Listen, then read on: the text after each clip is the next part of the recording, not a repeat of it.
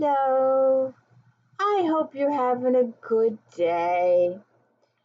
Our sun is shining, it's 80 degrees, and the TV's been going off left and right about severe thunderstorm warnings. It's sunny, it's a beautiful day, the sky is blue, yet we're supposed to be having severe thunderstorms with hail. Go figure that one. It may happen later. I don't know. We'll see what happens.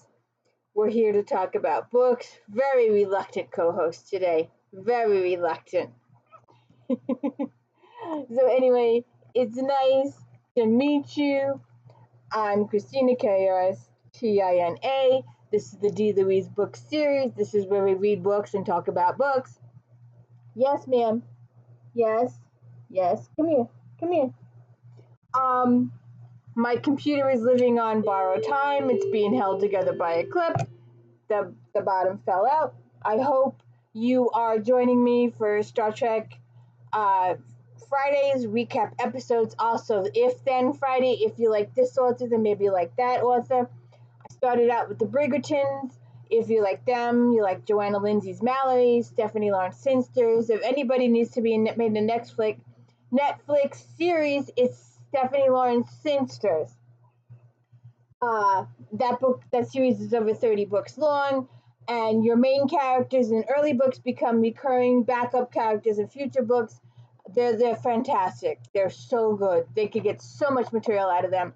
The Sinsters and the Bastion Club and the Buccaneers, they're all the same characters. It's the Sinsters all the way through. You need to check that out. Also, Flashback Mondays, where we talk about Romantic Time Book Review magazine, and I try and do 5 or 6 from each category: historical romance, inspirational, mystery, sci-fi, paranormal, erotica, and harlequin. You have to check that out. And of course, my daily book review. And today, if you have been with us, I forgot to get Darius. I left Darius over there. We started with Dark Lover. Please check that video out. Eternal Lover, Lover Eternal, Lover Awakened, Lover Revealed, Lover Unbound, and today we are talking Lover Enshrined. And it's like we have hit our plateau. We're starting a new arch. Now, John Matthew has been a serious arch from the beginning, and he will continue to be a serious arch the entire series. Now, normally, when I'm doing the murder mysteries, when I'm doing the James Patterson, Alex Cross series that we're doing, or the Victoria Thompson books that we're doing, I will, and I'm telling you right now, spoilers. I don't tell you who did it, but I spoil the characterization massively, 100%. And with these books, because there is no whodunit, I'm spoiling the characters 100%. There is no mystery here. I tell all. Almost all. And this book starts a new arc, a new story frame. We've kind of finished it off with the Butch and Marissa kind of stuff, and Vicious. We've kind of finished that off. So now we're starting a whole new, and this is going to take many books to get through it all. She's establishing backup for a slew of not only brother stories, but extension from the brother stories, and we're going to get more extensions as the series goes on. Sub-characters are going to get their own books, and the stories are going to be expanded. This is a huge launching point for several new stories, several new characters, or characters who have been in the background who are now getting more attention. Characters that have shown up for a page or two in previous novels, or characters that we've just heard about in previous novels, are stepping up to the plate. And they're starting to get much more on stage time. One of my authors said, and I say this often, if it happens on the page, that is considered on stage. If it happens off the page, like you told Johnny went to the supermarket last week, then that happened off stage. So in this book, we're having several characters step up to the plate and become on stage. And a lot of their stories are coming to the front and center of it all. We're also starting a couple of not trilogies. I was thinking of saying menage a trois, but there's a couple triples that are here, that are starting here, and it's gonna fathom out. We've got several different stories coming alive here, several different new story arches. I can't seem to get my books here. Just push out of the way. Several new story arches coming to beginning. Several story arches still continuing, but some of them are going to explode and proceed into further books, and you're going to get external characters showing up, taking front stage. So we have several different stories that are going on here, and each one of these will get their own book. Fury and Cormia. It's going to be a drag. It's not going to be your normal romance with these two. Fury's going to come into it kicking and screaming and dragging, and it's going to be bad. He's going to resist it to the point where poor Cormia suffers quite a bit. Fury and Z have a talk about some stuff too. But we're going to get some new. We have had Rev be front and center in a few books, but now he's been center. He's been there. You've read some of his story. Now he's up in your face. He's stepped up. He's moved up stage. He's moved into your face. Zex, his cohort, his partner, is also going to move up stage. And she's moved up, not as much as Rev has, but she's moved up. And she will eventually move up into your face completely in future books. We also have John Matthews' story and his interaction with Blay and Quinn. And there's going to be a John, Quinn, Blay thing going on for a couple of books. And a John and a Zex thing, and a John and a Cormia thing. It's going to work out. We don't see too much of Z. We have a little bit visit from Z. We see Rage a couple of times, but they're becoming background characters, and we don't see Butch much in this book. He will get a little bit more of a story later on. He's already had his Marissa story. He's already been the main focus of a book, so he's backing up too. So these guys are stepping up to the plate. John Matthews and Quinn and Blay are going to become the total focus of the next few books. Their stories are going to move up to the front. Fury is addicted to drugs, and he's got this inner voice that's talking to him, and we're going to work through that through the book. It kills his self-esteem, tells him he's worthless, he's useless, he can't do anything, and he listens to it. He listens to it over anything else. Someone could come and say he's fantastic, but his inner voice is going to go, no, you're a piece of shit, and he's going to believe the inner voice. Yes, ma'am. Yes, ma'am. Yes, ma'am. So then Cormia, like, she has come to the other side. She's supposed to be the chosen. She's supposed to be the one that Fury gets with to start getting children, because the race has dwindled down to not many numbers, and they need to have more in the race. Now, why? I do not know why J.R. did this, but the ladies have to go 20 months pregnant before giving childbirth. I don't know why that was the thing, but she's not going to get too many with one.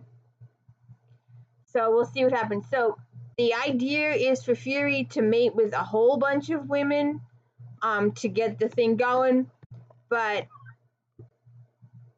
would you stop eating my couch? I wish I could get this on video. They never do something in front of the camera. It's always behind the camera. So there's a lot of stuff going on with Cormia. She's got self-doubt now. She spends time building houses with toothpicks and frozen peas. John Fury is fighting with himself. He has John Matthew take his place in spending time with Cormia. John introduces Cormia to movies and soda and popcorn and candy and other kid foods, or stuff that she's never ever seen before. I'm trying to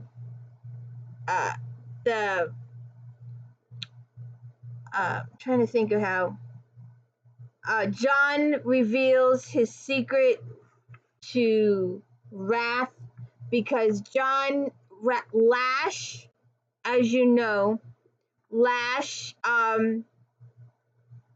is the perfect child, and his family sees him as the perfect child. And Lash takes great pleasure in putting John down, because John is mute. He's unable to speak. He can do sign language, but he cannot speak. And he's got Quinn and Blay as his friends. And because Lash does not know John's secret, and John will never tell Lash's secret, and it's his secret he's only shared with Quinn and Blay, that John was raped as a child. And when Lash starts all this stuff in, and he starts fighting with Lash, when it gets to a certain point, Quinn decides to jump in, and is it Quinn or Blay? Yeah, it's Quinn. He hurts Lash so severely that he's got to be taken to Haver's clinic, and we get to yes, it is Quinn. The lessers, the Omega. It's revealed in this book, and this is a huge spoiler right here, that Lash is the Omega's son. He was decided that his sister, the Virgin Scribe, she had a child, and it is later revealed, I think it was revealed in the end of last book, she had 2 children. So, if she could have a child, then he wanted a child. And the Omega had a child, and he had the child raised as human. And now he is ready to go look for the child. And when Lash dies for the second or two on the table, the Omega is finally known of his son's location, and he goes and gets his son. The Lessers crash Havers, and they take Lash out of there and take Lash to the Omega, who restores Lash in his image and his stuff. So Lash becomes a very powerful Lesser. And with Lash, he knows all the secrets. He knows where all the Glimera live. He knows everybody's phone numbers, and he knows his parents' bank accounts.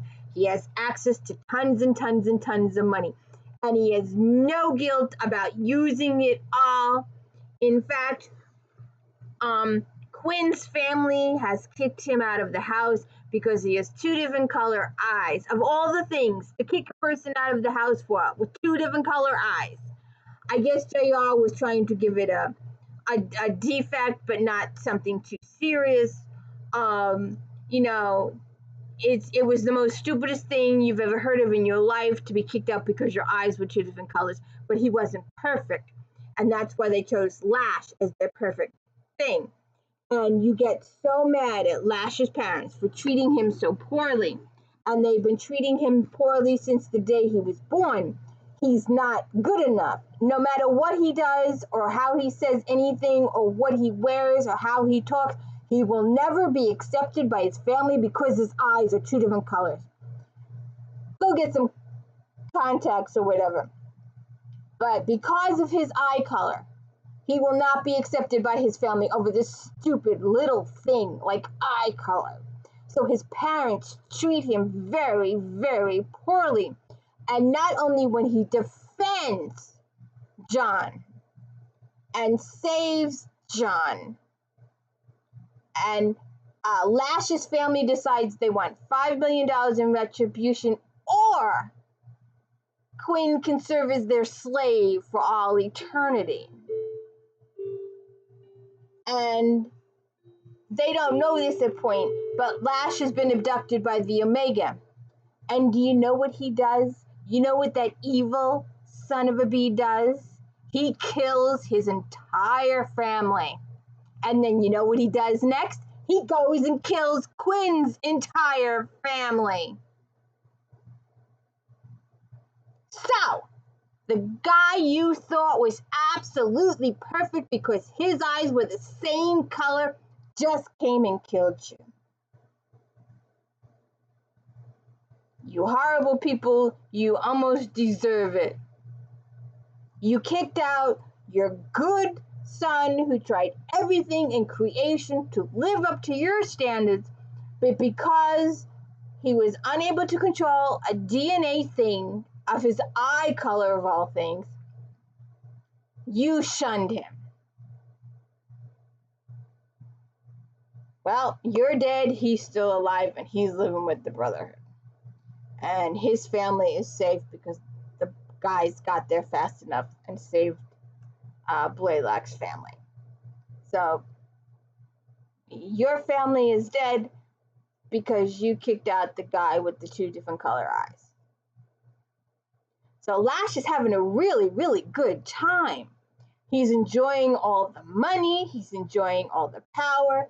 He's still able to do things that other lessers are not able to do.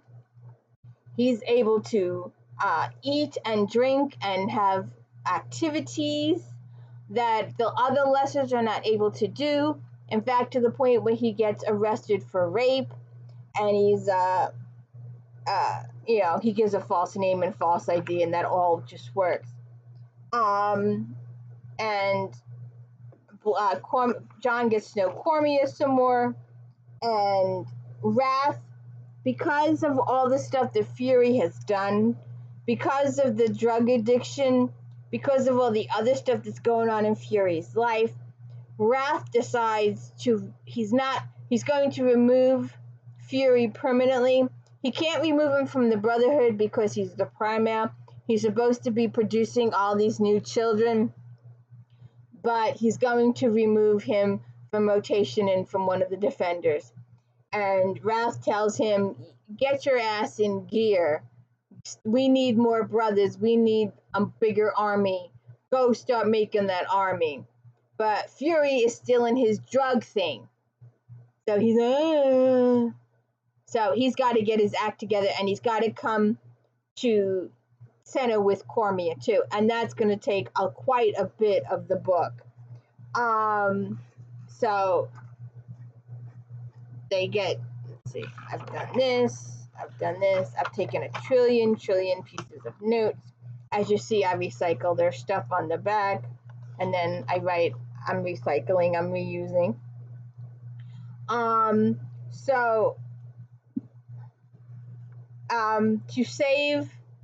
To save Quinn, Wrath, well, before everybody dies, once everybody's dead, it's over and done with. But to save Quinn from slavehood, although since the family is dead now, and they didn't know it at this exact juncture, but like a couple hours later, the family's dead. But in this juncture, they're gonna make Quinn, and this is gonna be a running storyline for several books, but they're gonna make Quinn his protector. Its asterisk notra may be commissioned only by royal decree, and the standard is kind of like the U.S. Secret Service for protection. The subject may be a person of interest, and the guard must be capable. Wrath kissed his queen's hand. A person of interest is someone whose presence is significant as judged by the king, which is me, Wrath. Now my Shellen here, she's the most precious thing in the world, and there's nothing that I won't do to make sure her heart is protected. Also qualified guard part, I happen to know, Quinn, that out of the training class you were the best fighter. Aside from John, you were vicious with the hand-to-hand, a great shot on the range. So they're going to make him John's protector. So they make him John's protector. And Cormia talks to Bella about adult stuff. She doesn't know, Cormia's been locked in this box on the other side for thousands of years, knows nothing of life on this side. So she's learning all that. They learn that Lash has killed all of his family, and in the end they kill 29 of the 29 people. They had issued warnings to the Glimera. That's the name that they're called, the Glimera. And the Glimera refused to believe that they were in any danger. And they were going to plan the funeral of Lash's family. And within hours, they were all dead anyway. So, it wasn't even a cry wolf situation, or maybe it was a cry wolf situation where they did it more than once. This was the first time that they were crying wolf, and the Glimera decided in their holy, we know what we're talking about, shit, they all died anyway. So then Fury has, in his bookness, in his fogginess, he decides that Cormia is too good for him, and he throws her over for Layla. And Cormia's feelings are hurt severely. The poor girl goes through hell. And it isn't until Cormia is outside and she gets all wet and her outfit is completely see-through that Fury evolves and decides that he's going to have Cormia and no one else. And then we get some two huge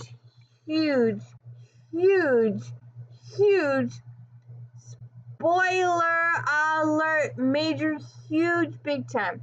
Spoiler alert, major, huge, big time.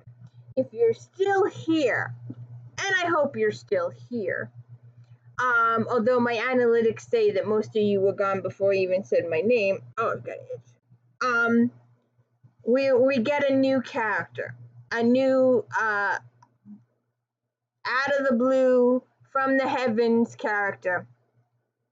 And he's going to become a upfront, in your face, recurring character. And he's going to play an important part in a couple of the lives here. And I wrote this down, and I'm going to have to put it someplace else because I'm going to want to refer to this in future podcasts. So the Moor slid one of the doors back and stood to the side as Lassiter came into the den. The guy's gliding walk was the physical manifestation of a drawl, all smooth and slow and insolent. "Long time no see," the angel said. "Not long enough. Always with the hospitality. Listen, G.E." Rev blinked hard. "Mind if you dim your disco ball?"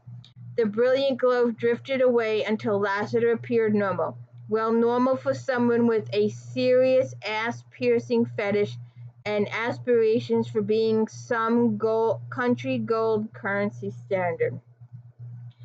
Perez shut the door and stood behind it, a wall of "You F with my boy, and angel or not, I'ma show your ass a beat down." What brings you onto my property? Rev said. Got a problem. I can't fix your personality, sorry. Lassiter laughed, the sound ringing through the house like church bells. No, I like myself just as I am, thank you. Can't help your delusional nature either. I need to find an address. Do I look like a phone book? You look like shit, as a matter of fact. And with your compliments, Rev finished his coffee. What makes you think I'll help you? Because. You want to toss in a couple of nouns and verbs there? I'm lost. I'm here on official business. No offense, but I thought your boss pink slipped your ass. I got one last shot at being a good boy. The angel looked hard at the coffee mug between Rev's hands. If you help me, I can pay you back. Can you? Lassiter tried to take a step forward. Trez was on him like paint. No, you don't. I'll heal him if you let me touch him. I'll heal him. Trez's brows came and he opened his mouth like he was about to tell the angel to heal himself. Hold up, Rev says. Just what kind of address is it? The Brotherhood's. Ha, even if I know it and I don't, I wouldn't tell you. I have something they've lost. Rev was about to laugh again when his sympath side fired up. The angel was an asshole, but he was totally serious. And shit, could it be true? Could he have found? Yes, I have. Now, are you going to help them? And in return, because I'm a stand-up guy, I'll take care of your little problem.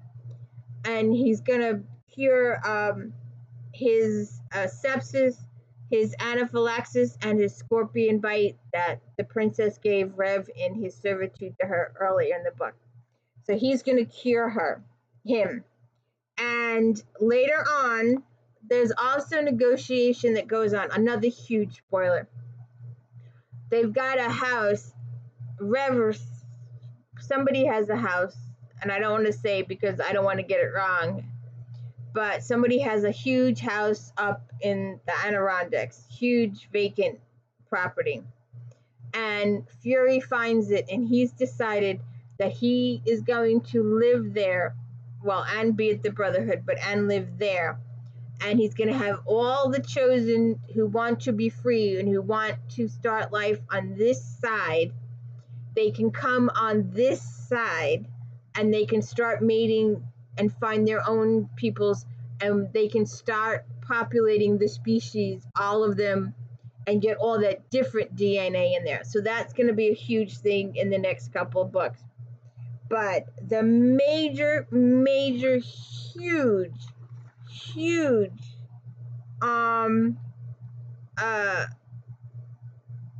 I didn't write it down. Later on they find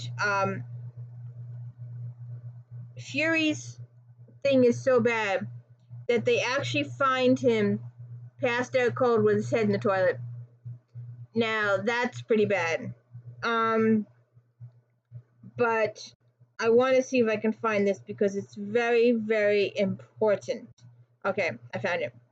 This is a huge spoiler. This is bigger than the first one.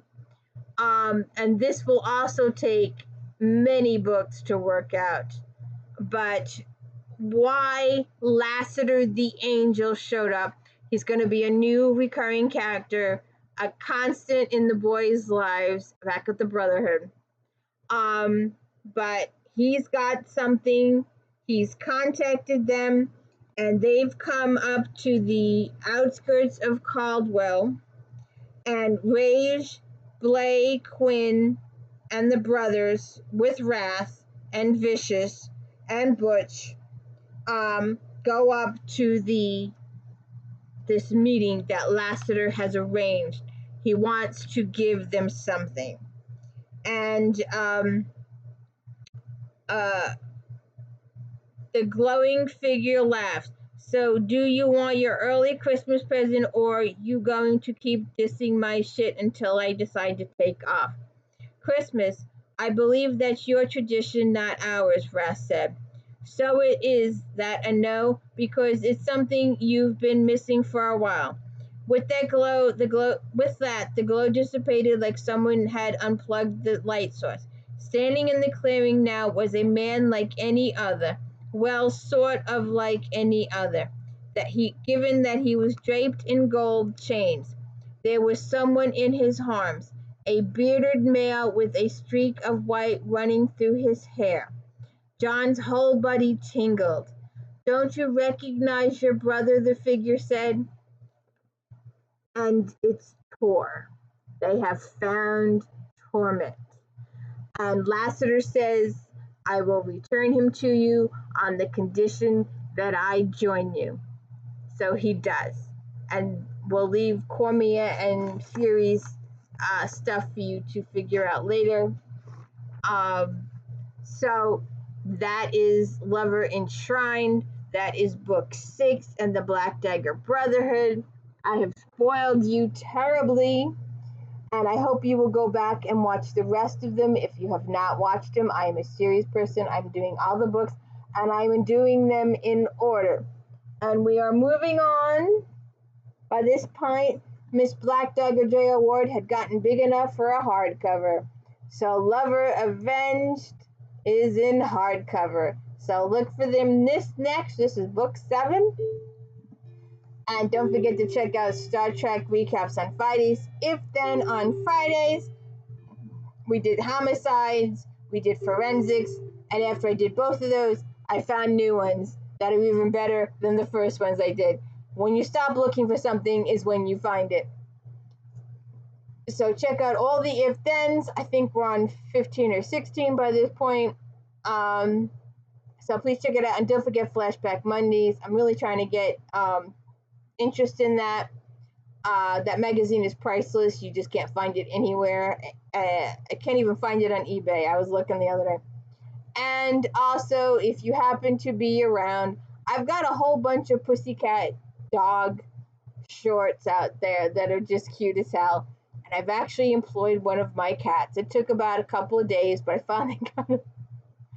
Give me 3 seconds of what I wanted, and that'll show later next month. So please hit the like and subscribe, and let me know I'm doing a good job. Hit the thumbs up, please.